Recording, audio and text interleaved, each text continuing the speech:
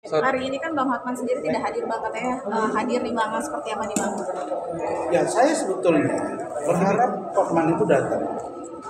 Biar dia lihat proses persidangan ini, biar dia lihat laporan dia ini adalah laporan yang menurut kami sangat-sangat tendensius kepada saya.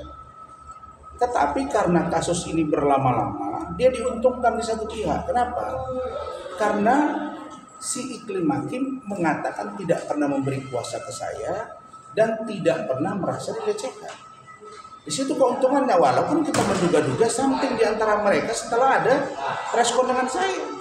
Nah, karena itu kalau dia datang, dia akan tahu bagaimana proses persidangan, bagaimana dakwaan dibacakan, bagaimana dengan eksepsi kami, bagaimana jawaban tadi. Dan saya berkeyakinan ya bahwa saya insya Allah akan terbebas dari kasus ini. Bang, ini kan kata Bang Hotman sendiri, kalau misalnya Abang mengada-ngada nih Bang, ya kan untuk urusan ini sendiri Bang, memang Abang punya masalah pribadi kah sama Bang Hotman? Nah itu yang makanya saya nggak punya masalah pribadi dengan Hotman. Kalau bisa cek, saya baik-baik aja dengan dia. Urusan saya dengan Richard Lee, itu dengan klien saya Richard Lee, tapi di urusan ini nggak ada. Jadi gini, apa urusan Iklim Hakim ya dengan saya yang saya nggak kenal Iklim Hakim? Dalam rangka apa Iklim Hakim cerita dengan saya bahwa dia dilecehkan? Dalam rangka apa Iklim Hakim menyerahkan atau men-share percakapan dia, chattingan Hotman dengan dia dan jawaban dia kepada saya? Emang saya ada urusan apa dengan Iklim Hakim? Di situ aja.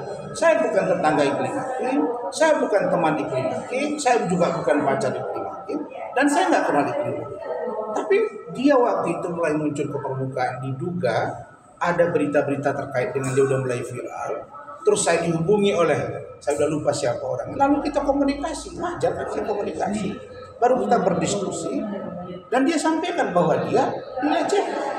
Kita buatlah surat kuasa, ada orangnya, ada saksinya, kira-kira begitu. Bang merasa kayak diadu domba nggak sih Bang? Saya merasa memang bahwa aktor utamanya ini saya duga adalah Iklim Hakim. Dan dia setelah menyampaikan apa yang dia ucapkan di media, ada sebuah datanya, dia ketakutan sendiri. Sehingga dia mungkin dengan bujuk rayu mungkin ya mendekatlah ke Hotman. Mereka coba-coba mau serang saya, dan saya dengar memang ada upaya-upaya agar Iklim Hakim tidak terseret. Mana bisa? Karena dia memberi kuasa ke saya, akhirnya dua-dua jadi tersangka dan kami sekarang disidangkan. Dalam rangka apa? Dalam rangka memberi kepastian siapa sebenarnya yang di sini melakukan niat jahat. Siapa sebenarnya yang diuntungkan di kasus ini? Siapa yang dirugikan? Saya bisa jawab, saya dirugikan. Nama saya tercemar. Yang diuntungkan si Iklim Hakim. Saya tahu lah dia nggak punya apa-apa. Setelah dengan saya dia naik. Dia ulang tahun, ada punya pacar, saya semua saya nanti tapi ingat kebahagiaan yang kau rasakan itu nggak lama Kim. Persidangan ini akan dibuka dan saya akan buka siapa Hotman, siapa Iklim Hakim, bagaimana perilaku mereka dalam hubungan mereka ini. Maka saya katakan sedikit pun, sejengkal pun ya, saya tidak pernah mundur menghadapi kau Hotman, dan bagi saya kau nothing. Mau 1000 kali kau up ke media, kau berfoto, datang bersilaturahmi dengan pejabat negara ini, dengan bapak itu saya 2014 sudah mendukung dia. Tahu kan kalian maksudnya kan? Begitu juga dengan 2019. Kamu sekarang baru ngomong-ngomong terus. Kalau itu dia kenapa bisa dipengaruhi Pak Prabowo? Enggak bisa.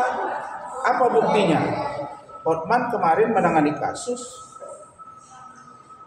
Budi Said. Ancaman hukumannya nggak jauh dengan putusan. Artinya apa yang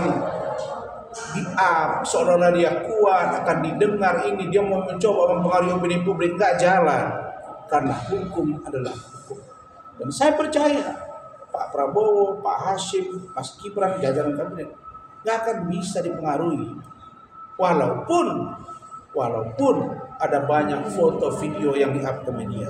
Tapi untuk mengatakan itu, saya yakin bahwa pasti Bapak Presiden gak mau urusan ini.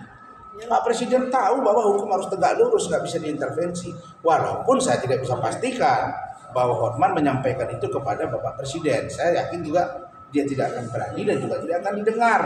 Tetapi apa yang dia posting berulang-ulang ini menurut saya ini seolah-olah mempengaruhi publik, membangun opini publik bahwa dia itu dekat dengan ini dan punya pengaruh. Jawaban yang kemarin sidang dan putusan dari Budi Said itu jawaban konkret bahwa ya, satu tindakan yang menurut saya tidak baik untuk dicontoh. Kalau Anda berkawan dengan orang, silakan berkawan. Ya, Bang, tapi capek lelah nggak sih, merasa lelah nggak? Maksudnya ini kan udah kasus prosedur ini kan udah sangat panjang ya Bang. Iya. Kalau misalnya secara tahunnya udah masuki tahun ketiga nih kan. Iya. Mungkin seperti apa kalau Abang saya sudah menjalani? katakan saya tidak pernah merasa lelah. Saya bertarung, saya pejuang. Ya, tetapi saya memang ingin cepat kasus ini selesai supaya dapat fakta hukumnya. Karena itu saya yang mendesak dari Barreskrim. Kalau udah memang kejaksaan sudah P21 kan saja supaya kita sidangkan gitu.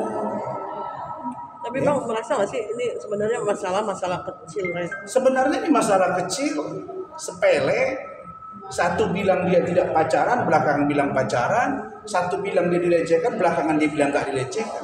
Yang tidak konsisten, maka kedua orang ini saya akan kejar secara hukum.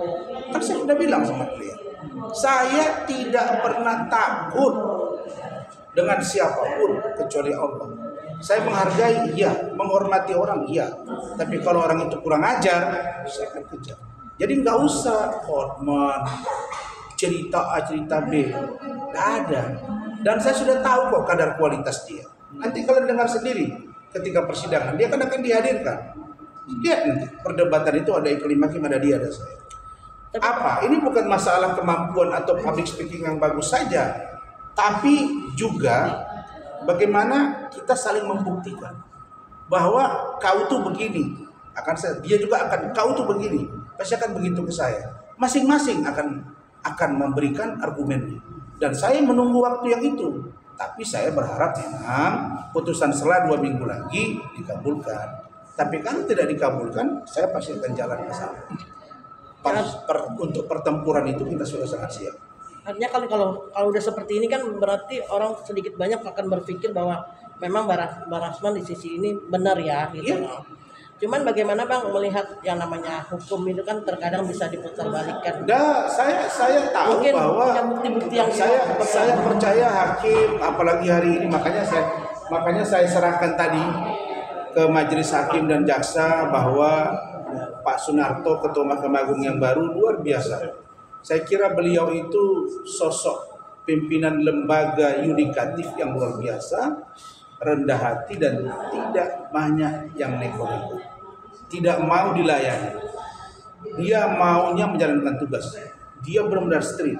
Karena itu saya sampaikan tadi dan saya percaya hakim yang menangani perkara saya pasti akan tegak lurus. Oke? Thank you.